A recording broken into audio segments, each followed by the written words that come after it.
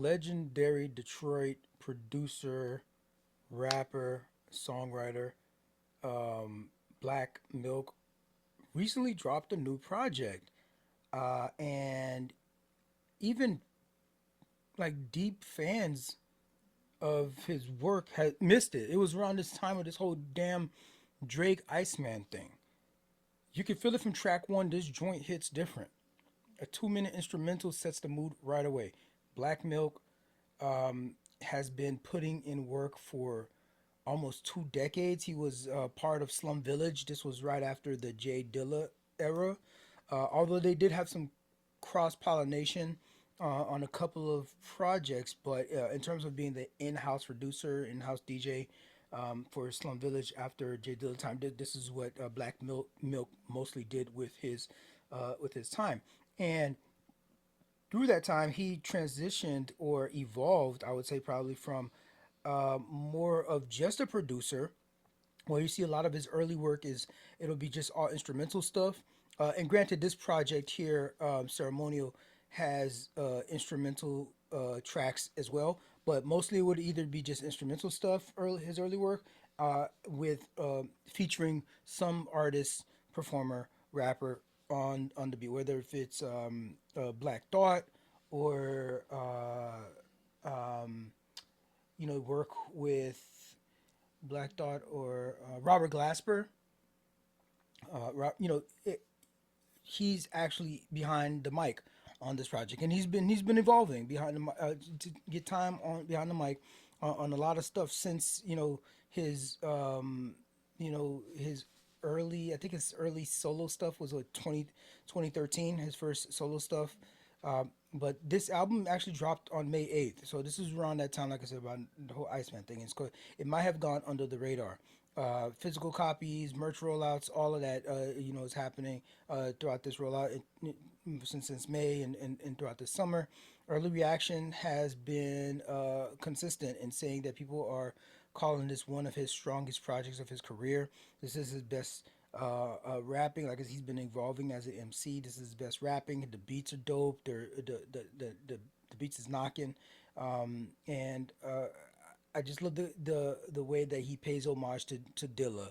Uh, Growing up in Detroit, of course, Dilla was somebody he looked up to. Dilla was like God mode, right? In that whole era, and for a lot of folks, I love Dilla since I used to be like, since I got introduced to, to Lil Brother. That's the route that I came through it, you know. But him growing up there in Detroit, that was just like legendary. Even if nobody else in the if even though Dilla hadn't become Dilla yet, back then it was like Dilla was known as JD, right? J Dilla, right? And it became, it's sort of like when the evolution of Prince having the one name, or Madonna or Beyonce kind of thing. Um, Dilla became the Dilla that we know, the God mode level father of a lot of these new age producers. When he became that, he knew Dilla since even before then. Ceremonial feels like the next chapter, but it's built off of those kinds of shoulders, right? Built off that giant there. Uh, the electronics sounds sharper. The live instrumentation is bigger. The guest appearances, we have Saba on here, BJ the Chicago Kid, Ian Fink. They're the kind of cosigns that actually mean something. A lot of how I judge, not a lot, but I do take into account the way I judge some projects is to see who's fucking with you. What other artists do I respect? Do I dig that want to lend their voice and their credibility to your project? And definitely Saba is somebody that's of that ilk. They slide right into the world that he's creating on this thing seamlessly. Curtis likes to keep his hands on the whole process. He produced most of the album himself, and you can feel the control that he has from start to finish. He's known for sample driven hip hop, heavy stuff, soul stuff. You can watch some interviews from like 20 years ago, right? And he's sampling the Silvers, right? Of course, there's some Jackson 5 stuff, but he's the digging in the crepes type of producer, and of course, being from the Dilla school of music making, you can it's a nod to that upbringing in producing, both solo and with random acts. He's, of course, known in big under the indie underground scene. But this is the type of project that he's been in the game for decades. So I don't know exactly what's gonna break through for like mainstream consumers, but like everybody who's in the game, in the industry, already knows he's a go-to guy for some of this kind of sound. A few things that really stand out, that make him distinct is the live instrumentation that he includes, and especially in a hip hop space. That's still something that new artists, that even legacy artists are starting to come to grips with, is the value of the live instrumentation. We know Jeezy has the Vegas residency. You know what I mean? It's all live instrumentation there. I saw Nas play with the all live instrument. He played. It was a Illmatic, I think. That Illmatic album, that celebration came through in my area, and that was all live instrumentation. Matter of fact, it was orchestra. RZA does this as well, right? And so he really shows an appreciation for that on this thing. This is like classic black milk sound on this project. It's organic, it's precise. The soulful arrangements, jazz inspired percussions, they feel rooted and fresh. You got features that serve the album, and these guests are part of that atmosphere. It's curated just masterfully.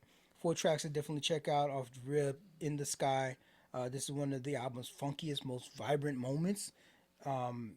There is a space here where the music really kind of opens up, and it makes it feel like the stage is even bigger for Black Milk. Crash Test Dummy, another dope one. This is Warm. This is a summery kind of boom bap cut with a reflective sort of a streak. It's easy to turn back to on there. It was one of the most replayable tracks on the project. Act Like, this one is featuring Brandon Mister. Was it Brandon Meister? I'm not sure how you pronounce that, but the chemistry here is effortless and the pacing is excellent. What sticks with me the most is the immersive nature of Ceremonial. This is an artist completely locked into his vision.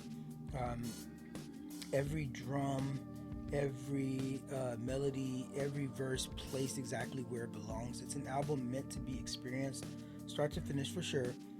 If you're someone who still start to finish from the start, but if you're someone who's still, you're not trying to dive deep into it, it could still be like almost like pick a couple of these tracks and put it on a playlist. Fine, I'll forgive that, but I advocate just listen to the whole thing from top to bottom. This is one that respects your attention. This project is only 42 minutes long, and it respects that 42 minutes, and it doesn't waste your time. It's the kind of record that hits on maybe an early morning drive or anytime you need to set a tone. It's what you put on to set that stage.